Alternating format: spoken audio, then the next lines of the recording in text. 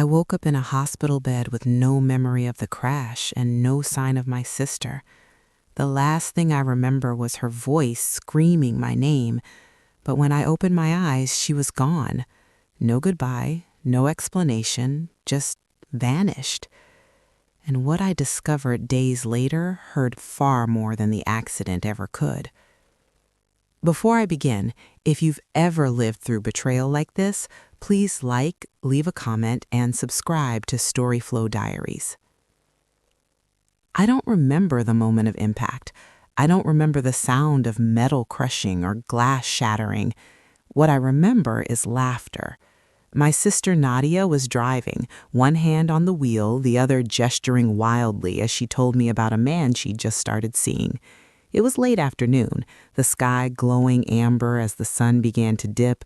I had teased her about falling too fast again, and she had swatted my arm and told me I worried too much.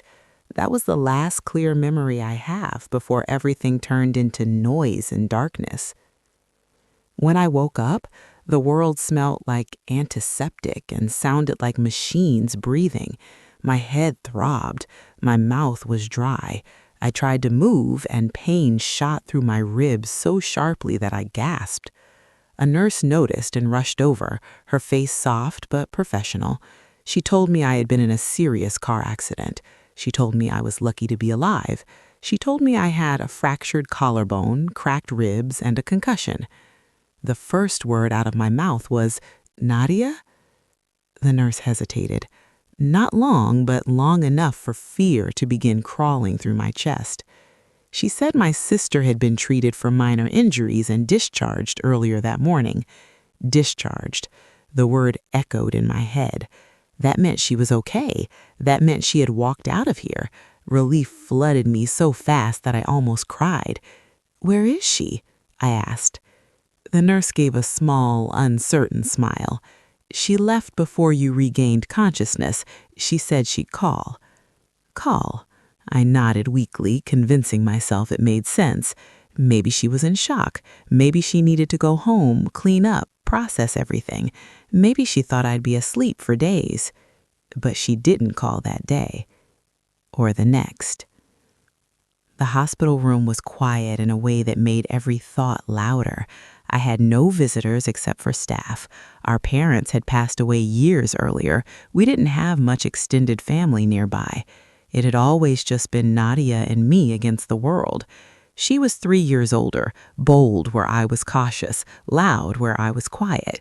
She had been my protector growing up, the one who stood between me and playground bullies, the one who held my hand at our parents' funeral. She used to say, "No matter what happens, we stick together." That promise had been our anchor. So I kept waiting. Each time footsteps passed my door, my heart lifted. Each time it wasn't her. I asked the nurses if anyone had called for me. No one had. I asked if there was an emergency contact listed. They checked. My sister was the one listed, and the line she had given them went straight to voicemail. By the third day, confusion turned into something heavier. It wasn't just that she hadn't come back. It was that she seemed to have disappeared. I asked for my phone, but it had been damaged in the crash. The hospital let me use theirs. I dialed her number over and over. It rang, then voicemail. Her cheerful recorded greeting felt like a cruel joke. "Hey, it's Nadia. You know what to do." I wanted to scream. I left messages. At first, they were gentle. "Hey, I'm awake. Call me when you get this." Then worried. "Nadia, please, I'm scared. I need you." By the fourth message, my voice was shaking. "Where are you?" No response. On the fifth day, a doctor came in to discuss my discharge plan. I would need help at home for at least a few weeks. I couldn't lift heavy objects. I couldn't drive. I would need someone to stay with me. He asked if I had family. "Yes," I said automatically, and then I hesitated. The word felt fragile. "My sister." He asked, "Will she be able to assist you?" I opened my mouth to say yes, but the truth pressed against my throat. I hadn't heard from her in nearly a week. I didn't know where she was. I didn't even know if she was safe, beyond what the nurse had told me. I am sure she will. I said finally, though doubt was beginning to poison that certainty. That evening, as the sky outside my hospital window faded to blue-gray, a social worker came to speak to me. She had kind eyes and a clipboard tucked against her chest. She asked me about my home situation, about support, about finances. Then she paused and said something that made my stomach drop. She said, "There's one more thing," she said gently. "The police officer who responded to your accident left a note in your file. He mentioned your sister was very insistent about leaving quickly. She declined to wait for further questioning." I blinked. Questioning? About what? She said, "There were some inconsistencies about how the accident occurred." My heart began to pound against my ribs, sending fresh waves of pain through my chest. "What do you mean?" She said, "The other driver claimed your sister ran the red light." The paper trembled in my hands before I even began reading it. I could feel my pulse in my fingertips, in my temples, in the fragile ache of my collarbone. Nadia's handwriting was unmistakable. Slanted, confident, slightly rushed. For a moment, I let myself pretend it was a simple note. Maybe she had gone somewhere safe.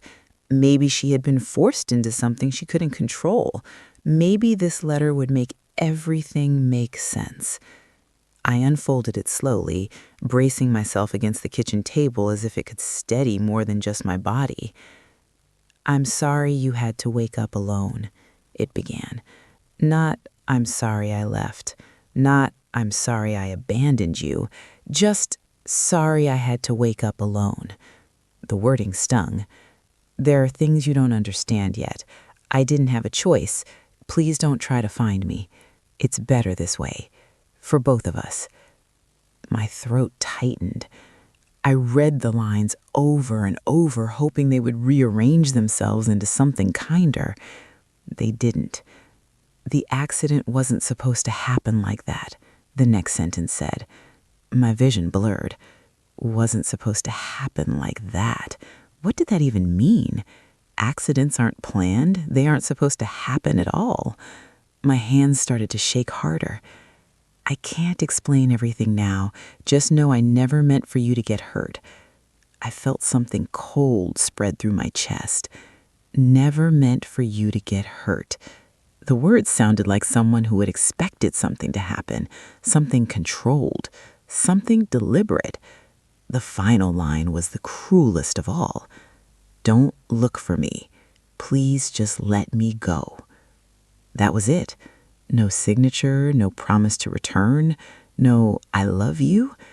I sat there for a long time, the letter limp in my lap, the apartment echoing with absence. My mind kept snagging on one phrase. The accident wasn't supposed to happen like that. Like what? I forced myself to breathe slowly, even as panic clawed at me. Maybe she meant the severity. Maybe she meant she thought it would just be a minor collision. But how could anyone think that way? Unless something had been intentional. I hated the direction my thoughts were going. Nadia wasn't reckless in a malicious way. She was impulsive, yes, emotional, but she wasn't cruel. At least, that's what I had always believed. I pushed myself up from the chair, ignoring the way my body protested, and shuffled through the apartment. Her bedroom felt stripped of life. The framed photo of us at the beach was gone from her nightstand. The small gold lamp she loved had disappeared. Even the scent of her perfume seemed faded. She hadn't left in a panic. She had packed carefully enough to take what mattered. I went back to the kitchen and read the letter again. There was no date, no location, nothing that hinted at where she might have gone, just instructions not to look for her. As if I could simply accept that, as if the person who had shared my entire childhood could evaporate without explanation. I leaned against the counter and tried to remember the weeks before the accident. There had been tension, yes. She had been glued to her phone, stepping outside to take calls. Once, I had walked into the living room and she had quickly locked her screen, her face pale. When I asked who it was, she snapped at me, accusing me of snooping. That wasn't like her. We had never kept secrets from each other. Or at least, I thought we hadn't. A memory surfaced slowly, like something rising from deep water. The day before the accident, she had asked me an odd question. If you ever had to choose between me and something big, she had said, trailing off, would you trust me? I laughed, confused. Of course I trust you. You're my sister. She had looked at me in a way I didn't understand then. There had been fear in her eyes and guilt. I pressed my palm against my forehead, trying to ease the growing ache. What if the red light story was true? What if she ran it on purpose? But why? For insurance money? No, that made no sense. We weren't wealthy, but we weren't desperate either. Unless she was. I realized then how little I truly knew about her recent life. The man she'd been seeing, she had only mentioned him in vague terms. He's complicated, she said. He has connections. I had assumed she meant business connections, maybe something impressive. Now that word felt ominous. Connections to what? I limped toward the small desk in the corner of the living room where we kept important papers. My hands fumbled through folders until I found the car insurance documents. The policy was under Nadia's name. I scanned the coverage details, my heart sinking as I noticed something I had never paid attention to before. There had been a recent change, a significant increase in personal injury coverage. It had been updated just 3 weeks ago. My breath caught. Why would she increase it so dramatically, and why hadn't she mentioned it? I sank into the desk chair, nausea rolling through me. The timeline was too close. 3 weeks ago, new coverage. Days later, an accident at a red light. Then her sudden disappearance. My mind resisted the conclusion forming at its edges. I didn't want to believe my sister could have orchestrated something reckless for money. I didn't want to believe I had been collateral damage in some desperate plan. But the letter's words echoed relentlessly. It wasn't supposed to happen like that. Maybe she meant a minor crash? Something controlled? Something deliberate? The final line was the cruelest of all. Don't look for me. Please just let me go. That was it. No signature, no promise to return, no I love you. I sat there for a long time, the letter limp in my lap, the apartment echoing with absence. My mind kept snagging on one phrase. The accident wasn't supposed to happen like that. Like what? I forced myself to breathe slowly, even as panic clawed at me. Maybe she meant the severity. Maybe she meant she thought it would just be a minor collision. But how could anyone think that way unless something had been intentional? I hated the direction my thoughts were going. Nadia wasn't reckless in a malicious way. She was impulsive, yes, emotional, but she wasn't cruel. At least, that's what I had always believed. I pushed myself up from the chair, ignoring the way my body protested, and shuffled through the apartment. Her bedroom felt stripped of life. The framed photo of us at the beach was gone from her nightstand. The small gold lamp she loved had disappeared. Even the scent of her perfume seemed faded. She hadn't left in a panic. She had packed carefully enough to take what mattered. I went back to the kitchen and read the letter again. There was no date, no location, nothing that hinted at where she might have gone, just instructions not to look for her. As if I could simply accept that, as if the person who had shared my entire childhood could evaporate without explanation.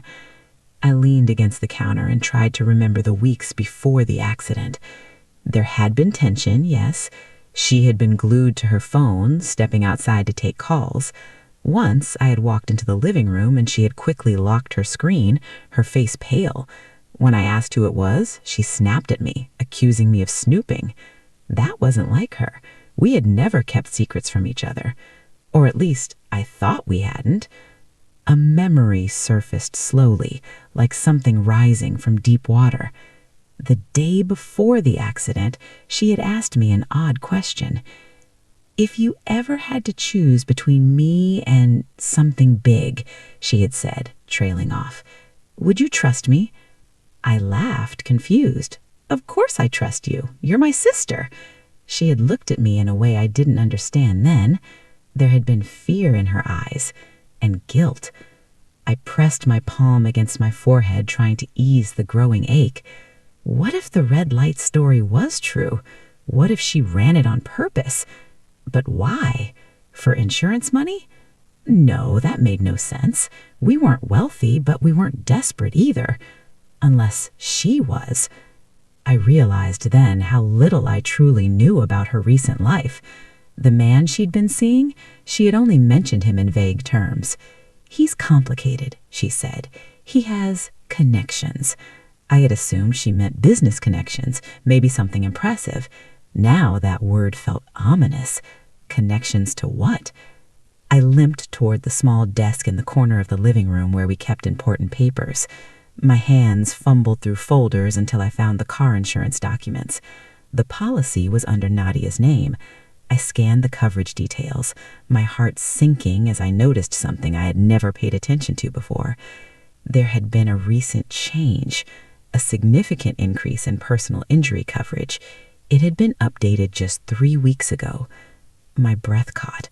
Why would she increase it so dramatically, and why hadn't she mentioned it? I sank into the desk chair, nausea rolling through me. The timeline was too close. 3 weeks ago, new coverage. Days later, an accident at a red light. Then her sudden disappearance.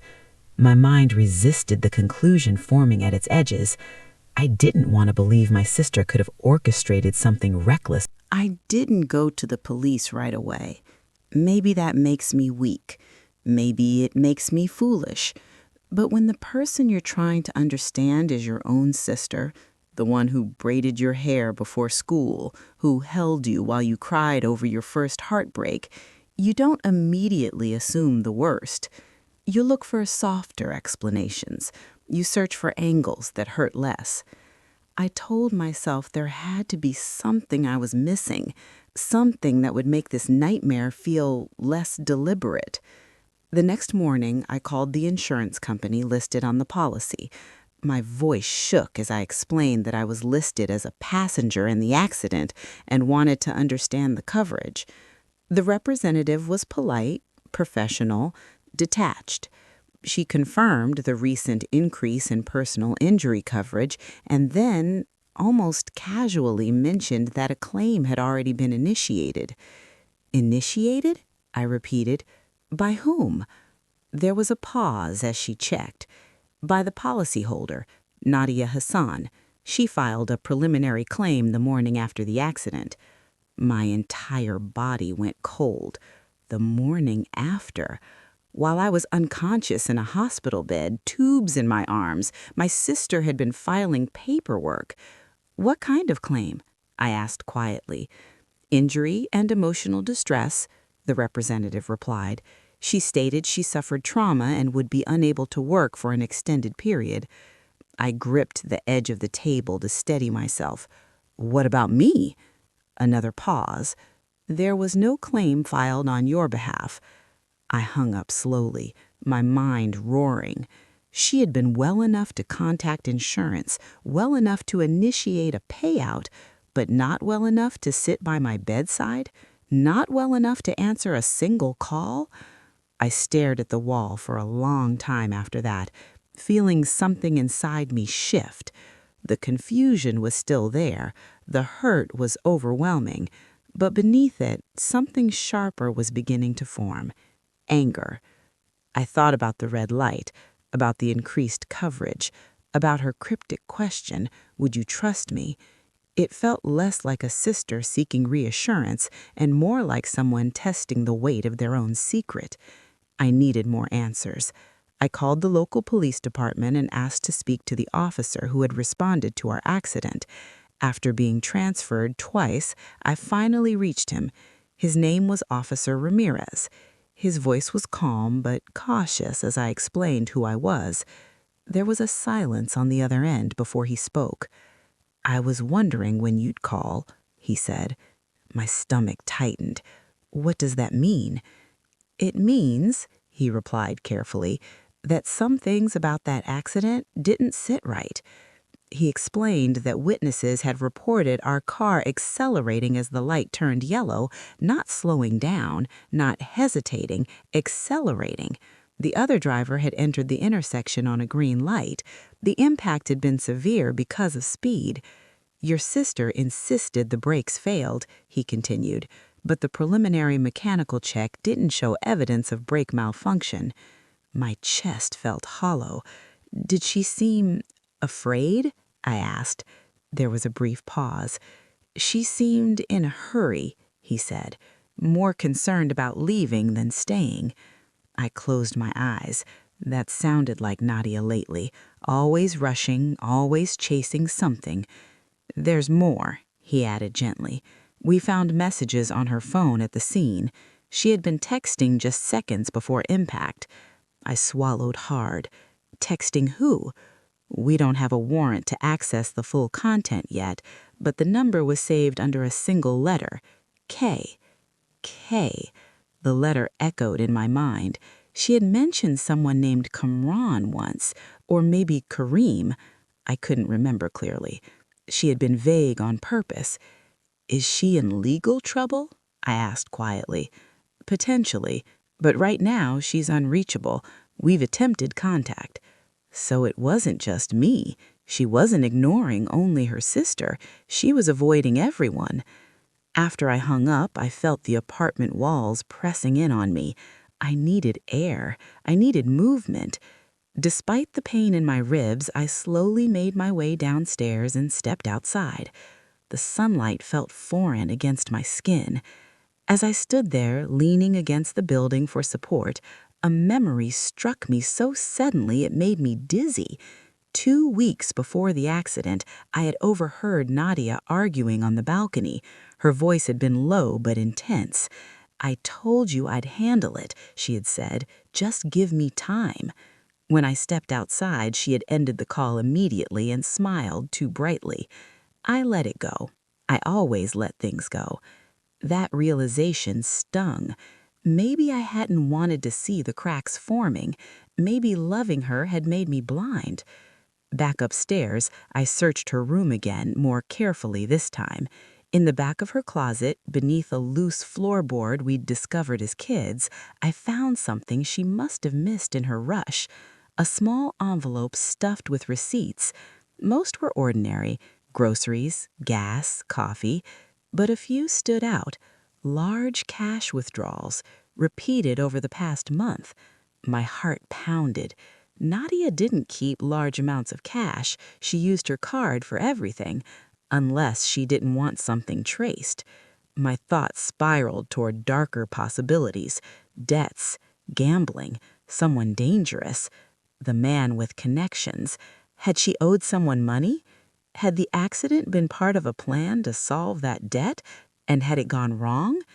I sat back on my heels, the envelope trembling in my hands. I wanted to believe she would never risk my life, but the evidence was stacking up in quiet, undeniable layers.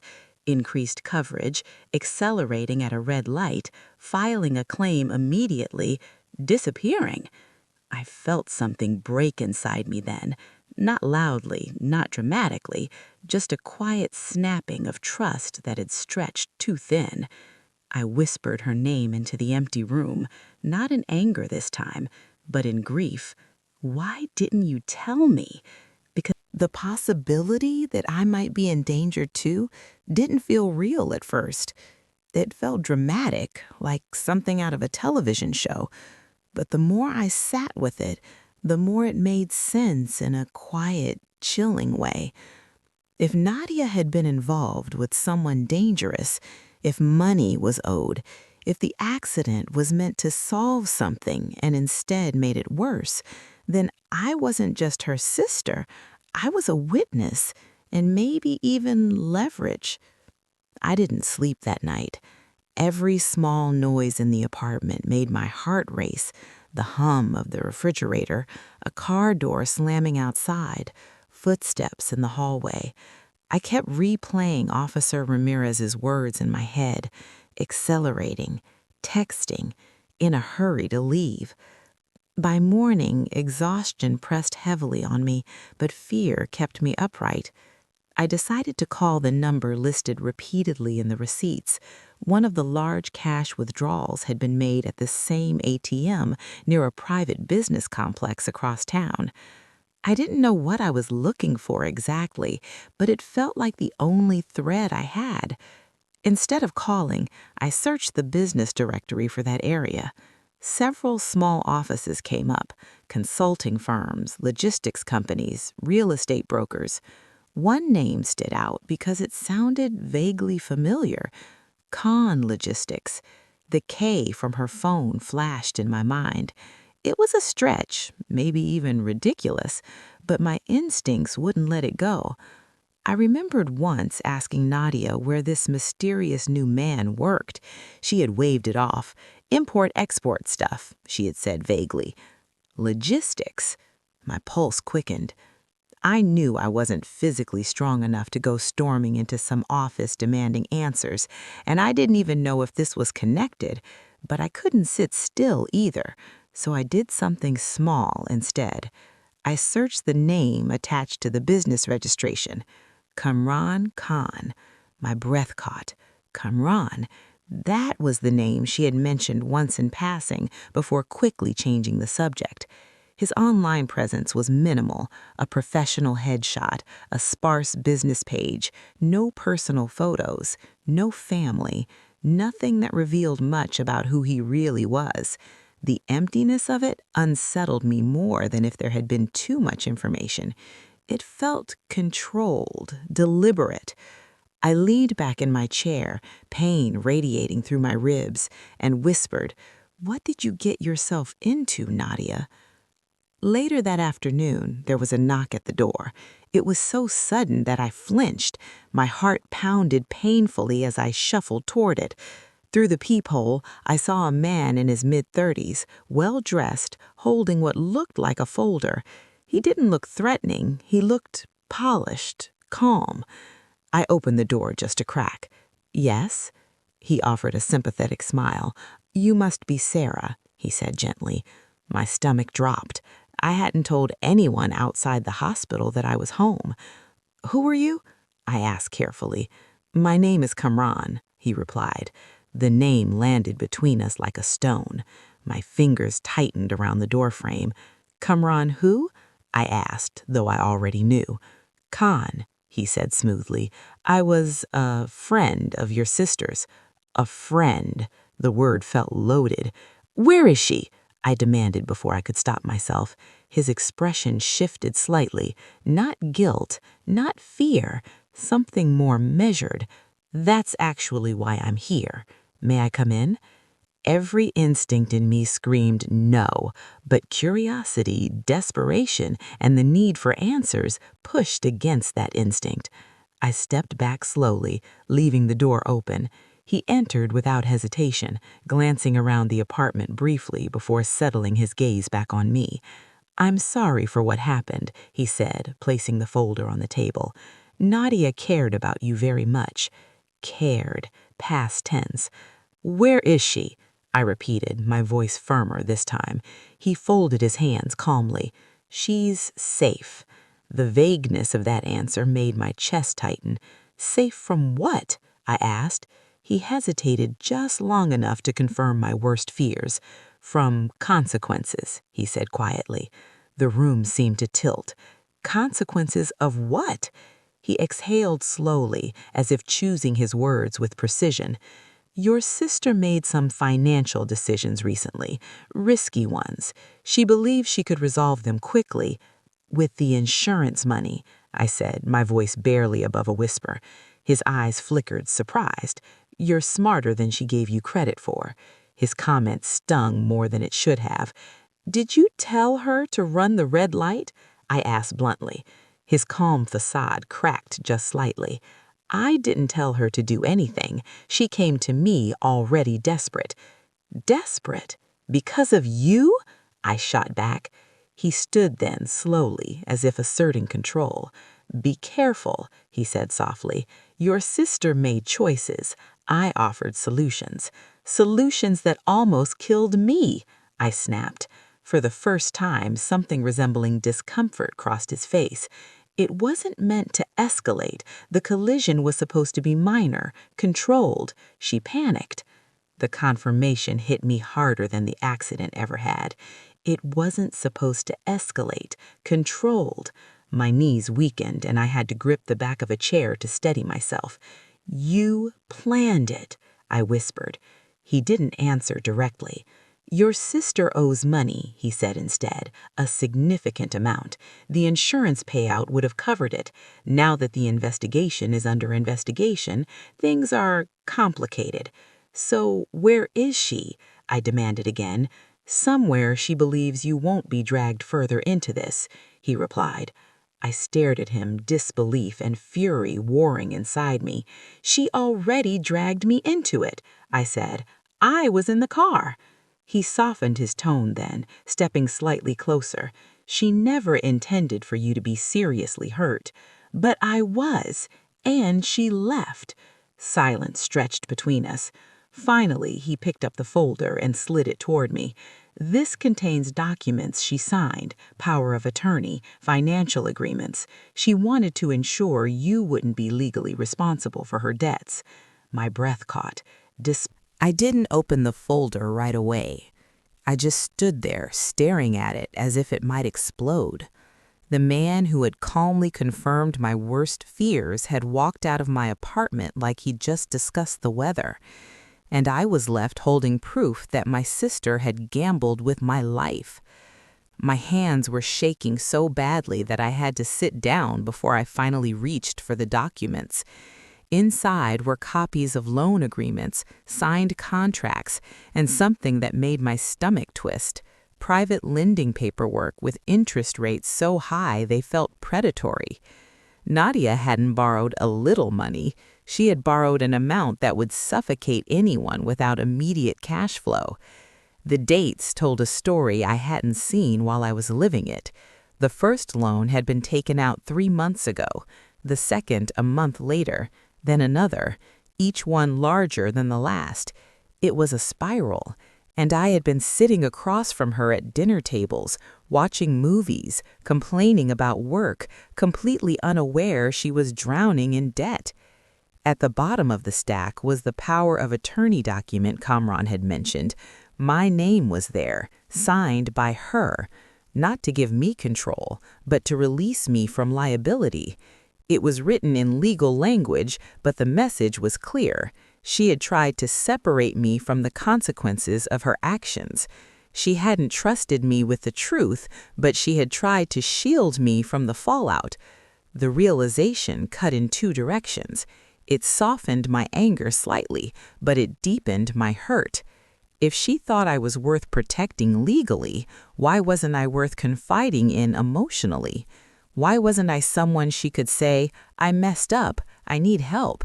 Instead, she had chosen deception. I leaned back and closed my eyes, remembering all the small warning signs I had dismissed. The late-night phone calls, the sudden mood swings, the times she'd snapped at me for simple questions. I had assumed stress. I had assumed romance drama. I had never imagined financial desperation and a staged accident. The word staged still felt unreal. My ribs ached as I shifted in my chair, reminding me that this wasn't theoretical. My injuries were proof. I picked up my phone and called Officer Ramirez again. My voice was steadier this time. "I have information," I told him. He listened carefully as I explained what Kamran had admitted and what the documents showed. There was a long pause on the other end. "You understand," he said slowly, "that this confirms insurance fraud and possible reckless endangerment." Hearing the legal terms spoken aloud made my chest tighten. "I know," I said quietly, "but I don't know where she is." "Do you believe she's in immediate danger?" he asked. I thought about Kamran's calm expression, his controlled tone. "I don't know," I admitted, "but I think she's scared." "We'll need copies of everything," he said, "and we may need you to give a formal statement." After we hung up, I felt the weight of what I had just done. I had taken the first step toward holding my sister accountable. The word accountable felt heavy and foreign when attached to her name. Growing up, she was always the strong one, the fearless one. If anything went wrong, she fixed it. If someone hurt me, she confronted them. Now I was the one calling the police about her. That night, I sat on the couch with the folder beside me and let myself finally cry. Not just quiet tears, but the kind that come from a place so deep they feel ancient. I cried for the sister I thought I had, for the trust that had been broken, for the version of our lives that had shattered at that intersection. But somewhere beneath the grief, there was clarity. Nadia had made choices, desperate ones, dangerous ones, and no matter how much I loved her, love didn't erase consequences. 2 days later, the police came by to collect the documents. I gave my statement. I told them about Kamran's visit, about the loans, about the letter she left. Saying it all out loud felt like peeling back a wound that hadn't even begun to heal. But with each sentence, I felt a small shift inside myself. I wasn't protecting her anymore. I wasn't covering up her mistakes. I was telling the truth. That evening, after the officers left, my phone buzzed with an unknown number. My heart stopped. I stared at the screen for a full 5 seconds before answering.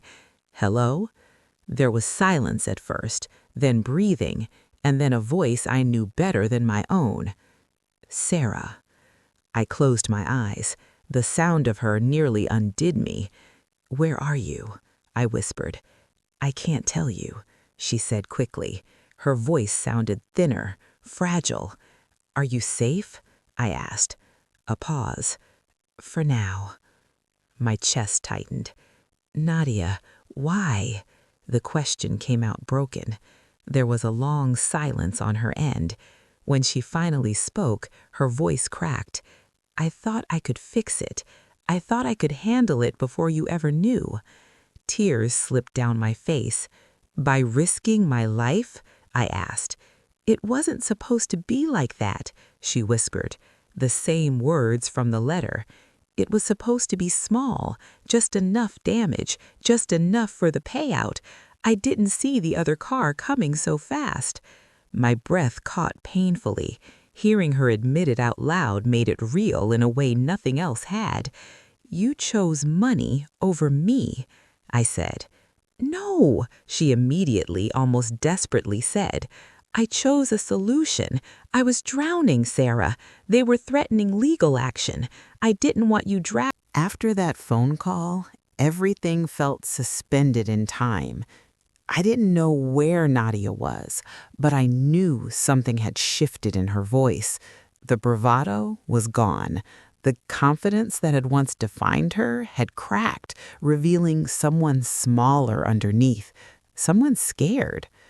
For days, I waited for another call, half hoping she would disappear again so I wouldn't have to hear the pain in her voice. But she didn't call. Instead, 3 days later, Officer Ramirez contacted me with an update. Nadia had turned herself in. The words landed heavily, but not unexpectedly. "She came in voluntarily," he said, "brought a lawyer. She admitted involvement in staging the accident." My breath caught, even though I'd already known the truth. "Is she okay?" I asked quietly. "She's cooperating," he replied. "That helps." Cooperating, helping, words that sounded clinical against the reality of what was unfolding. I hung up and sat very still, letting the information settle. My sister was in custody, not hiding, not running, facing it. And for the first time since I woke up in that hospital bed, I felt something that resembled steadiness. The chaos was no longer abstract, it had direction. A week later, I was asked to come down to the station, not to accuse her, not to confront her, but to provide additional clarification about my injuries and the timeline. I agreed, Part of me needed to see her, not through a phone, not as a memory, but in real space where I could look into her eyes and decide what I felt. When I walked into the visitation room, my ribs still aching faintly with each breath, I saw her sitting on the other side of the glass. She looked smaller. Her hair was pulled back loosely, her face pale without makeup, but it was her, my sister, the one who used to dance in the kitchen while cooking dinner, the one who once told me no one would ever break us apart. Her eyes filled with tears the moment she saw me. I sat down slowly, picking up the phone between us. For a few seconds, neither of us spoke. We just looked at each other, absorbing the damage that no bandage could fix. "You look better," she said softly. I gave a small nod. "I'm healing." The words carried more meaning than she probably realized. She swallowed. "I never wanted you hurt." I studied her face carefully. There was no manipulation there, no performance, just regret. "But you risked it," I said calmly. She lowered her eyes. "I thought I could control it. I thought if I timed it right." Her voice broke. "I was wrong." Silence stretched between us again. This silence was different from the one in my hospital room. It wasn't empty. It was heavy with truth. "Why didn't you come to me?" I asked finally. "You know I would have helped." She let out a shaky breath. "That's the problem," she said. "You always help. You always fix things. And I didn't want you to see me as a failure." The confession stunned me more than the accident ever had. "A failure," I repeated. She nodded slowly. "I made bad investments, trusted the wrong people, borrowed money thinking I could flip it fast. When it collapsed, I kept digging deeper instead of admitting I messed up. I couldn't stand the idea of you looking at me differently." I leaned back slightly, absorbing her words. All this time, I had believed she was the strong one, the fearless one, and she had believed I saw her as unbreakable. "Nadia," I said gently, "I don't need you to be perfect. I need you to be honest." Tears slipped down her cheeks. "I was ashamed," she whispered, "and shame makes you stupid." I couldn't argue with that. Shame had driven her to something reckless and dangerous, but shame hadn't been stronger than her love, not entirely. She had signed documents to protect me. She had turned herself in. That mattered. "I gave the police everything," I told her quietly. "I know," she said. "They told me." I waited for anger, for resentment, but instead she nodded. "You did the right thing." That acknowledgement loosened something inside my chest. "I didn't want to betray you," I admitted. "You didn't," she replied firmly. "I betrayed you first."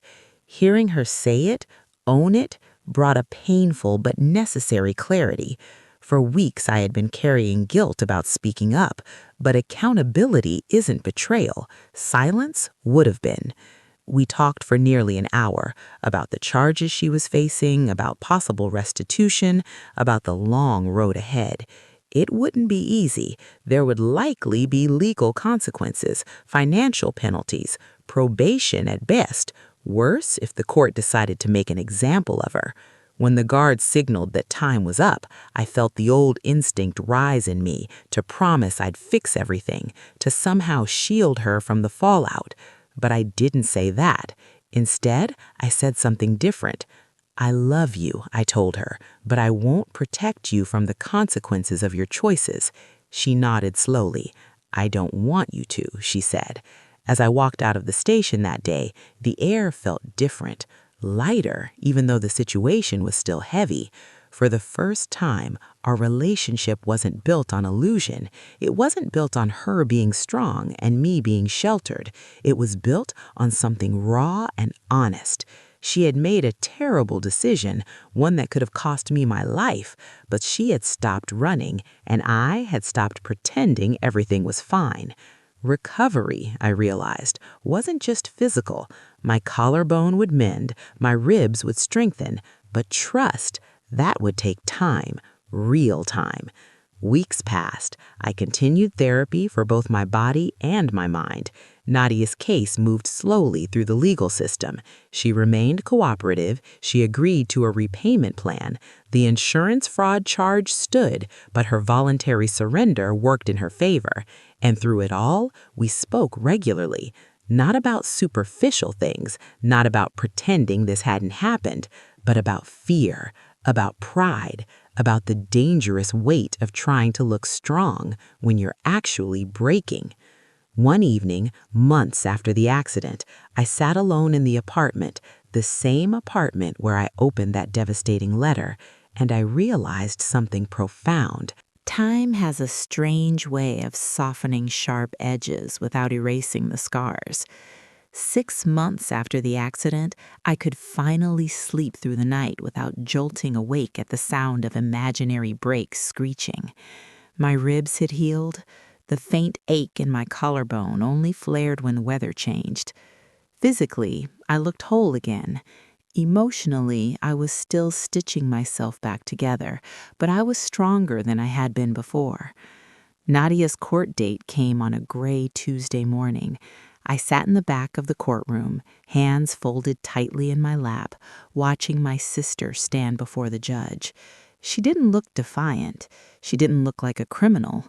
She looked human, fragile, accountable.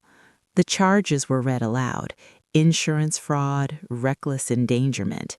Hearing those words connected to her name made my stomach twist, but I didn't look away.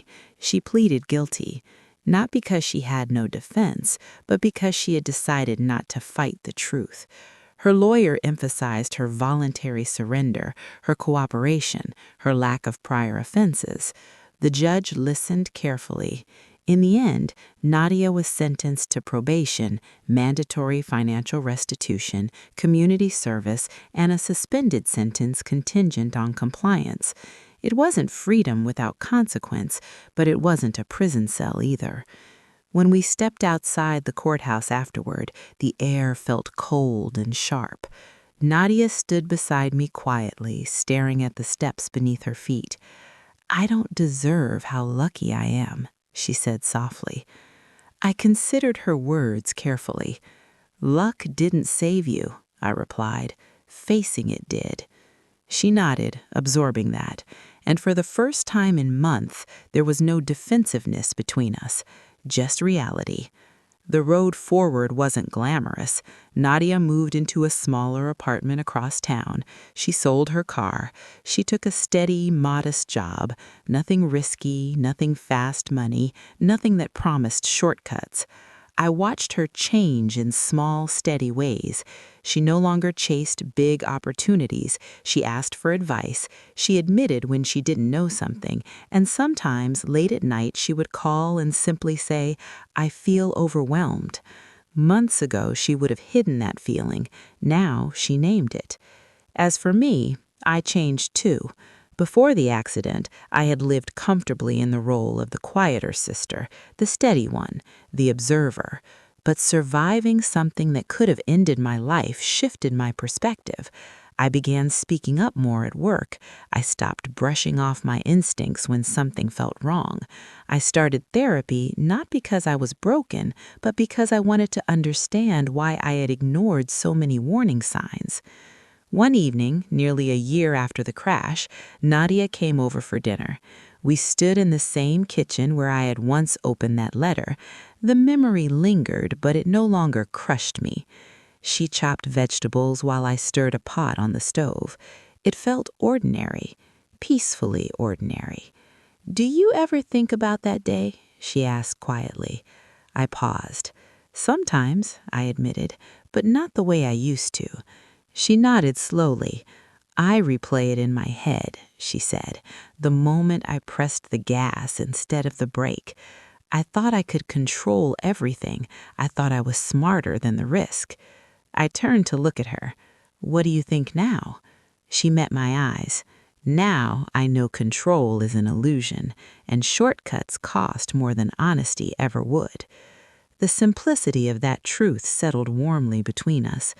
Later, after she left, I sat alone with a cup of tea and reflected on everything we had been through. People often think betrayal ends relationships. Sometimes it does. But sometimes, when both people are willing to face the damage fully, it transforms them. I don't romanticize what happened. My sister risked my life. That fact will never disappear. But she also faced what she did. She didn't hide forever. She didn't blame me. She didn't twist the narrative. She accepted responsibility, and that made rebuilding possible. Forgiveness, I learned, isn't about pretending the wound never existed. It's about choosing not to reopen it every day. It's about saying, I see what happened, I see the harm, and I choose to move forward without letting it define every tomorrow. Our relationship now is different, quieter, more honest. We don't assume strength, we admit weakness. We don't hide fear, we speak it. And perhaps that's the strange gift hidden inside the worst day of my life. The accident shattered the illusion that we were invincible. It exposed the cracks we had both ignored, her pride, my passivity, and in exposing them, it gave us a chance to rebuild on something real. Sometimes people ask me how I could forgive her. They expect anger, distance, finality. But what they don't understand is that forgiveness didn't mean excusing her. It meant releasing myself from living inside that hospital room forever. It meant refusing to let one terrible decision rewrite our entire story. Nadia still carries consequences, financially, legally, emotionally, and I carry scars, both visible and invisible, but we carry them honestly now, together, not in secrecy. If there's one thing I've learned, it's this. Desperation grows in silence, shame feeds on isolation, and the moment you choose secrecy over honesty, you begin building a collapse you can't control. My sister thought she was protecting me by hiding her struggles. In reality, she put me in greater danger. The real protection would have been a simple, vulnerable sentence, I messed up, I need help. Now, when either of us feels overwhelmed, we say it. No pride, no pretending, just truth. And that truth has kept us safer than any shortcut ever could. Looking back, I don't see the accident as the end of our bond. I see it as the breaking point that forced us to rebuild correctly. Love without honesty is fragile, but love with accountability, that's resilient. And today, when I hear Nadia laugh in my kitchen again, it sounds different, softer, wiser, earned. This story doesn't end with perfection. It ends with responsibility, growth, and a bond tested by fire, but not destroyed by it. And if you've ever been hurt by someone you love, if you've ever faced the choice between silence and truth, I hope you choose truth, because even when it's painful, it's the only thing strong enough to carry you forward.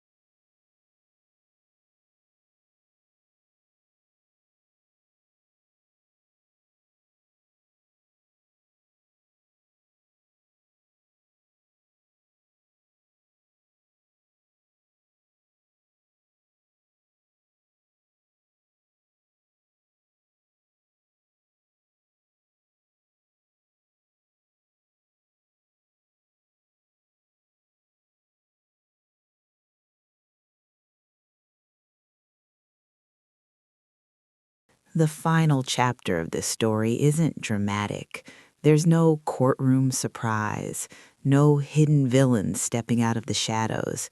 The truth already came out. The consequences already landed. What remained was quieter than that, harder in some ways. It was the slow work of living afterward. A year and a half after the accident, I drove through that same intersection for the first time. I hadn't planned to. I had been avoiding it without even realizing it. My routes around the city had quietly shifted over time, curving around that corner like it carried something contagious. But that afternoon, traffic redirected me, and suddenly there it was ahead of me, the traffic light hanging against the sky, swaying slightly in the wind. My hands tightened around the steering wheel. I could feel the ghost of impact in my bones, even though my body had healed. For a split second, I considered turning around, but I didn't. I slowed as the light shifted from green to yellow, and I stopped. I just sat there, breathing.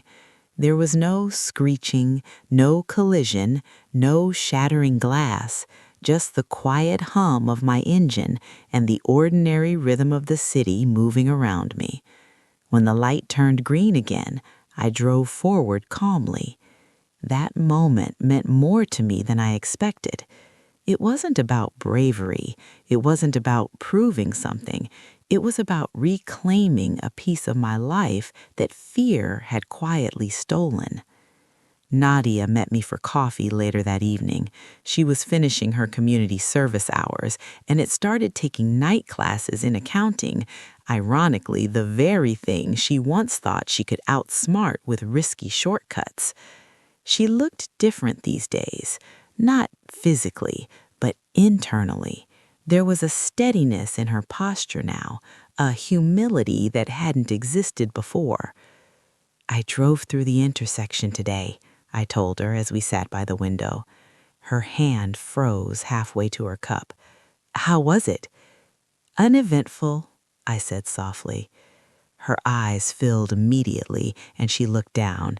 "I still can't believe I did that to you."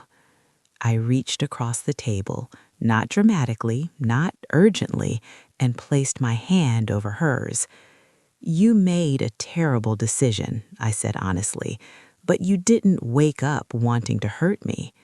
She swallowed hard. "Intent doesn't erase impact." "No," I agreed, "but accountability changes what comes next." That was the difference between who she had been and who she was becoming. Before, she believed she could outrun consequences.